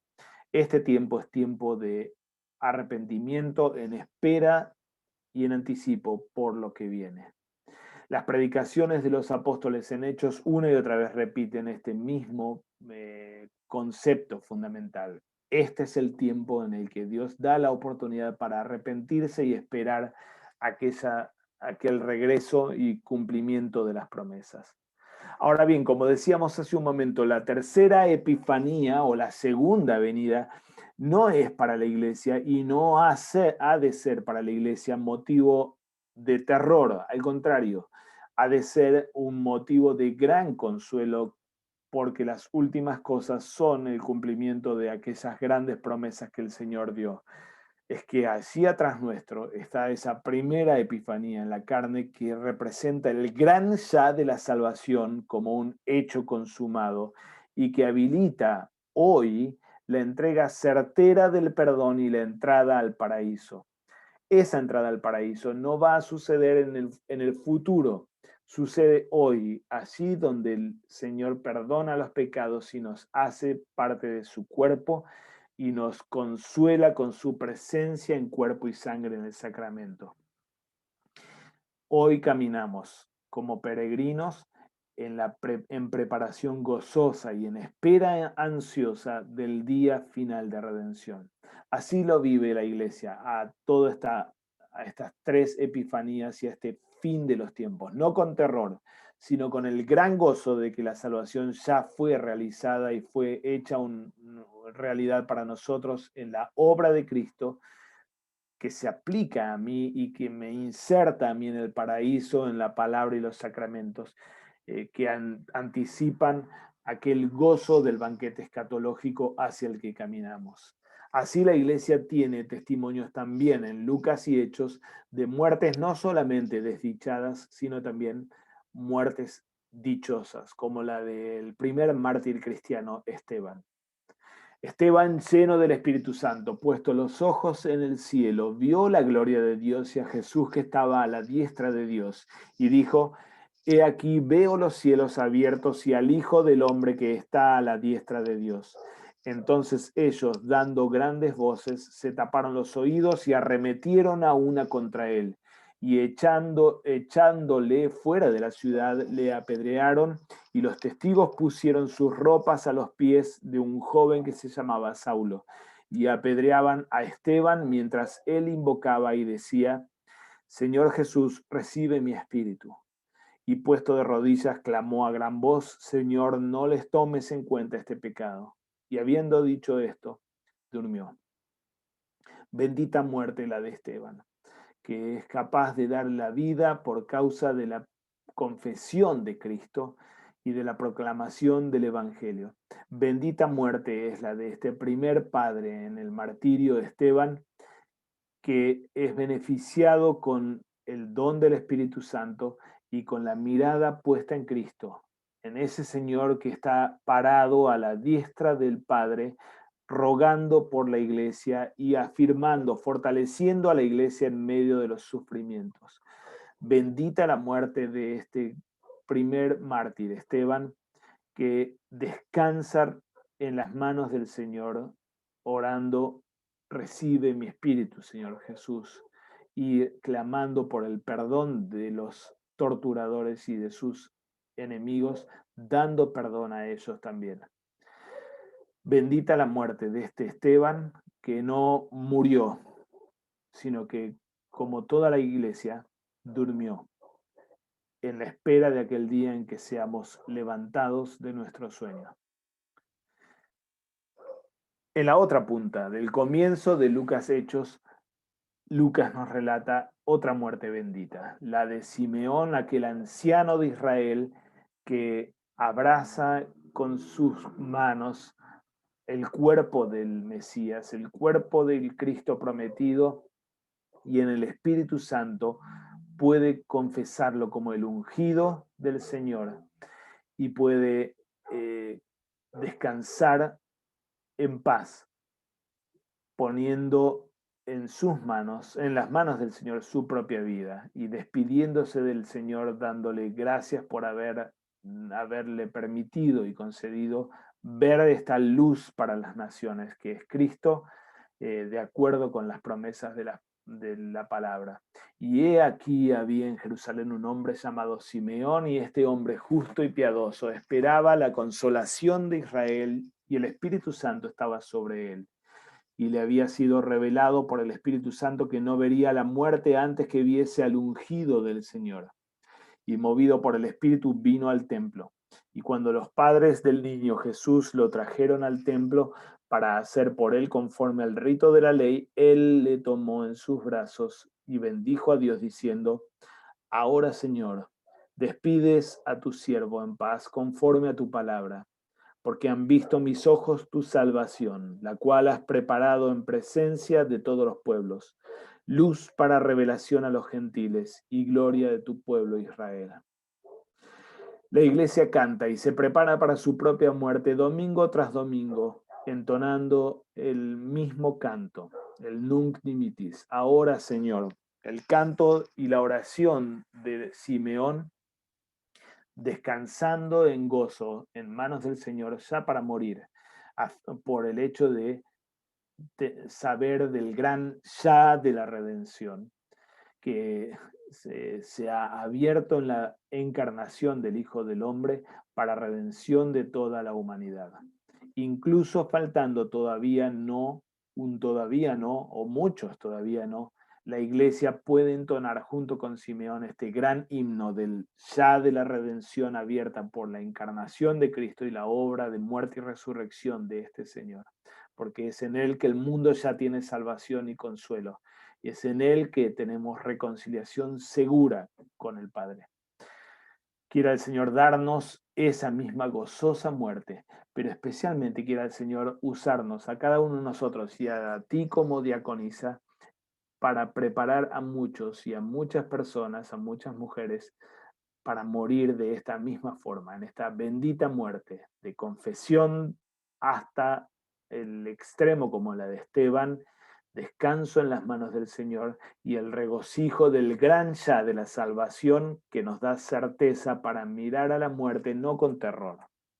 Lutero se goza en esto al hablar sobre la reforma y el impacto de la doctrina de la reforma, diciendo: alabado sea Dios, porque llegó a suceder que hombre y mujer, joven y anciano, ahora conocen la doctrina del catecismo.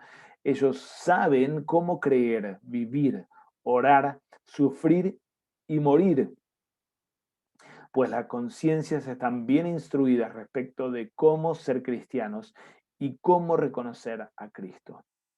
Ese es el gran privilegio del que somos beneficiarios primero y para el que somos instrumentos también. Y tú como diaconisa eres puesta para tomar la mano de tantos enfermos, moribundos, y prepararnos en base a la doctrina pura de Dios, en base a la doctrina pura que confesamos en el catecismo, prepararlos para creer, para vivir, para orar, para sufrir y para morir, por cuanto sus conciencias son purificadas por la sangre que el Cordero derramó y por el perdón que la Iglesia puede pronunciar sobre los penitentes.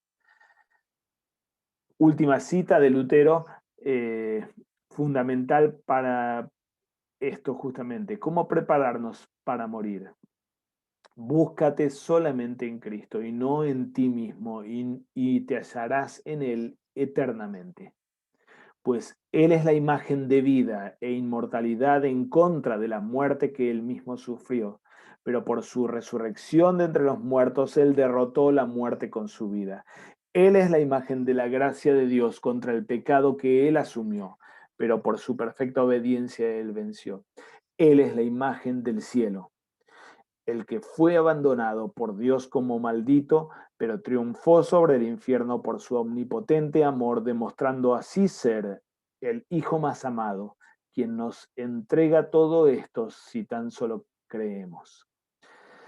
Lutero prepara a sus lectores para morir de esta forma, mirando a Cristo y fijando nuestra mirada no en nuestra propia mortalidad y el terror de los dientes de la muerte, no en nuestros pecados que nunca faltan, no en el temor al infierno, sino clavar nuestra mirada en el Cristo crucificado y resucitado, que es nuestra imagen de vida, nuestra imagen de gracia y perdón y nuestra imagen de cielo. Lo abrazamos a Él y así queremos morir una muerte bendita como la de Esteban, la de Simeón, que pudieron abrazar la carne de Cristo en sus propios brazos, así como nosotros también comemos la carne de Cristo en el sacramento para clavar nuestra mirada en la obra que Él hizo en nuestro favor. Brevemente cerramos el video como siempre con un comentario sobre la interpretación bíblica. Espero ser lo más breve posible porque está un poco extenso otra vez nuestro video, perdonen, pero sí nos quedaba un último principio de interpretación bíblica, el de los usos salutíferos. Hemos recorrido y practicado los otros principios, las escrituras interpretándose a sí mismas, el sentido literal del texto, la analogía de la fe, es decir, el análisis doctrinal del texto, ubicar y leer al texto a la luz de ley y evangelio, la distinción de ley y evangelio, como fue la semana pasada, y ahora pensar la aplicación y entrega de nuestro texto en el estudio bíblico o en una devoción cuando vayamos a visitar a alguien, pensar especialmente qué usos quiere tener este texto de acuerdo a lo que hemos investigado hasta ahora. ¿De qué hablamos cuando hablamos de los usos salutíferos? La tradición luterana enfatizó este concepto de usos salutíferos tomando en base especialmente los textos de Pablo de 2 Timoteo 3 y Romanos 15.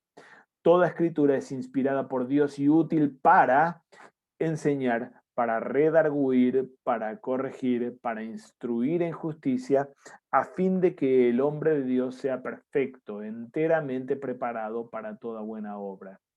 El mismo apóstol unos años antes había escrito en la carta a los romanos, porque las cosas que se escribieron antes para nuestra enseñanza se escribieron a fin de que por la paciencia y la consolación de las escrituras tengamos esperanza. Nuestros primeros padres de la Reforma Luterana, en base a estos dos textos especialmente, 2 Timoteo 3 y Romanos 15, disciernen la regla fundamental para saber cuándo un texto está siendo bien interpretado y cuándo un texto está siendo mal interpretado. O, dicho en otros términos, ¿para qué quiere Dios que utilicemos, o mejor dicho, para qué quiere Dios utilizar Él mismo un texto bíblico, todo texto bíblico? Dice la fórmula de concordia en el artículo 11, por cuanto toda la escritura inspirada por Dios ha de ser útil no para crear seguridad carnal e impenitencia, sino para enseñanza, para reprensión y para corrección, y por cuanto todo lo que la palabra de Dios nos dice fue escrito no para que por ello fuésemos llevados a la desesperación, sino para que por medio de la paciencia y de la consolación de las Escrituras nosotros tengamos esperanza. Por tanto, queda fuera de toda duda que el sentido exacto y el uso correcto de la doctrina del eterno preconocimiento o la predestinación de Dios no puede ser de ninguna manera el de crear o aumentar la impenitencia o la desesperación. Acorde con esto, las escrituras, al enseñar esta doctrina de la predestinación, por ejemplo, de la que habla el artículo 11, lo hacen siempre en forma tal que nos remiten a la palabra, nos exhortan al arrepentimiento, nos instan a llevar una vida piadosa, nos fortalecen nuestra fe y nos hacen seguros en nuestra salvación. Noten cómo los primeros reformadores aquí están destilando de 2 Timoteo 3 y Romanos 15 esta variedad o este set de usos salutíferos y saludables para la vida espiritual de la iglesia para los cuales están todas las escrituras, todo texto, el suyo sobre el que está preparando el estudio bíblico y el del pastor del domingo y el de la devoción que usted ofrezca en algún otro momento. Todo texto tiene al menos estas 5 utilidades o usos salutíferos. Enseñar, la enseñanza de la verdad doctrinal, la corrección de un error doctrinal, el cultivo de la piedad, de la vida de piedad, la reprensión de la impiedad y la consolación o afirmación de las conciencias en el Evangelio y de las vidas de los cristianos en la instrucción de la palabra de Dios. Estos 5 son los usos salutíferos. No todo texto y no toda entrega o presentación de un estudio bíblico va a tomar todos los usos, ni tampoco esto es un esquema de estudio bíblico, cuidado, pero sí es el set de opciones que tenemos para identificar cuál es la enseñanza y doctrina que el texto quiere enseñar o qué error doctrinal quiere enseñar. Estos son 2 aspectos, positivo y negativo, especialmente didácticos o del sermón o del estudio bíblico o devoción, con contenido para enseñar al otro y para corregir errores. Pero también el texto va a buscar cultivar la piedad cristiana y reprender nuestra perversión. Aquí tenemos otro tipo de funciones, más de poda de las ramas secas para que las ramas produzcan buenos frutos. Y también el texto no solamente va a enseñar datos y doctrina, no solamente va a movernos a una buena vida de arrepentimiento y fe y obediencia a la voluntad de Dios, sino especialmente nos va a afirmar, va a prender el fuego de la fe y del amor por las cosas de Dios. De modo que va a tener esta dimensión final o este giro final nuestra presentación en el que afirmemos a nuestros participantes y oyentes, consolemos sus conciencias y las solidifiquemos en la voluntad de Dios. ¿De dónde sacamos todo esto y de dónde exploro todo esto? Bueno, especialmente 2 pasos previos van a darnos mucha letra aquí. El principio de la analogía de la fe en el que exploramos la doctrina de nuestro texto nos va a informar mucho para los 2 primeros usos. Y el principio del ley evangelio que usted estudió en la semana pasada nos va a dar mucha materia para los 3 últimos usos. Como digo, no siempre vamos a tener todos los usos, ni sería buena idea tener y querer cubrir todos los usos.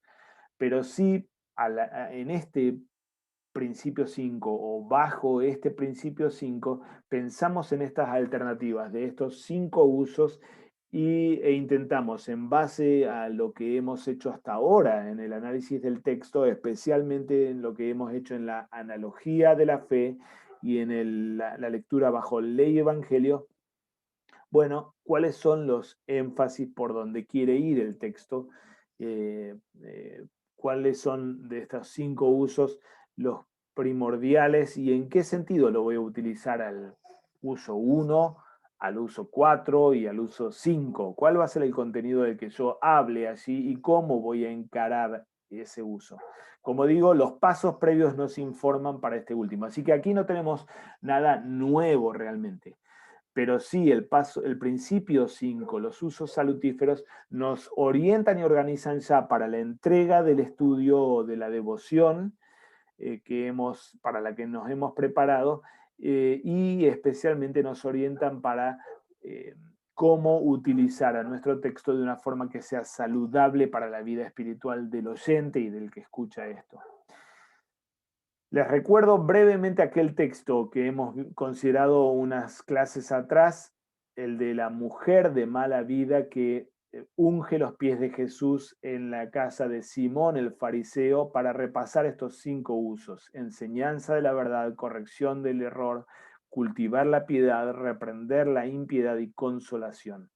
Podríamos decir, si tomamos ese texto de Lucas 7 como ejemplo, que ese texto busca enseñar la doctrina de la justificación y la santificación, busca reprender la confusión o mezcla de ambas doctrinas, o también el divorcio de ambas doctrinas, busca llamarnos al arrepentimiento y a la fe, que es en sí la adoración propia, busca reprender nuestra soberbia y desprecio contra el Señor, y busca afirmarnos en el perdón y animarnos a la exaltación de este gran Señor que vino a rescatarnos.